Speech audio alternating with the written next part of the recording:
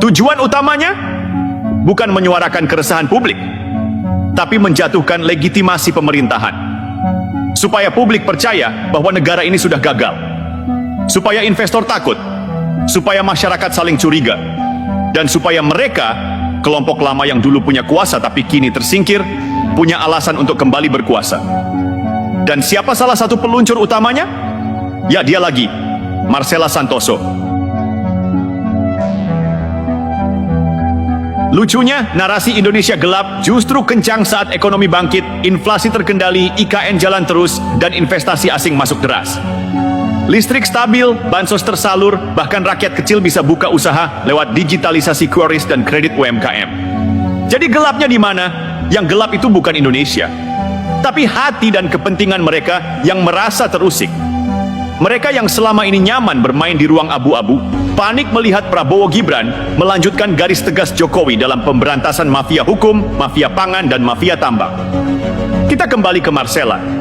Dalam file investigasi yang bocor, ditemukan bahwa Marcela dan tim buzzernya memiliki 187 akun.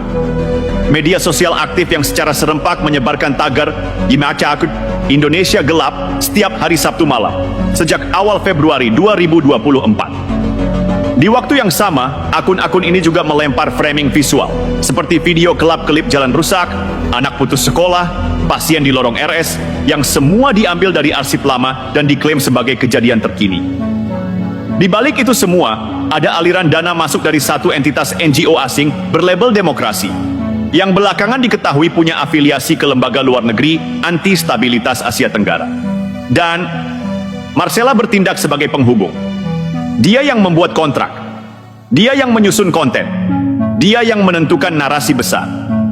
Indonesia dalam darurat hukum, krisis HAM, dan ekonomi gagal. Semua bohong, tapi dikemas seperti fakta. Mari kita bicara terang-terangan. Narasi ini bukan cuma untuk ribut-ribut sesaat. Ini adalah bagian dari skema delegitimasi terhadap suksesi kekuasaan dari Jokowi ke Prabowo Gibran. Mereka ingin menciptakan persepsi bahwa pemerintahan ini tidak sah, penuh manipulasi, otoriter, dan anti rakyat. Kenapa? Karena jika publik percaya bahwa negara sedang gelap, maka segala langkah pemerintahan akan dianggap tidak sah. Dan dari situlah muncul peluang untuk mendelegitimasi pemilu, menolak kebijakan ekonomi nasionalis, hingga menggiring rakyat ke arah gerakan politik liar. Ini bukan kritik, ini sabotase. Apa dampaknya? Besar. Investor asing sempat tarik diri karena takut dengan instabilitas. Kepercayaan publik terhadap institusi hukum sempat menurun tajam. Hoaks soal IKN bikin masyarakat di Kalimantan terpecah. Demo mahasiswa jadi ajang manipulasi suara, bukan perjuangan idealisme.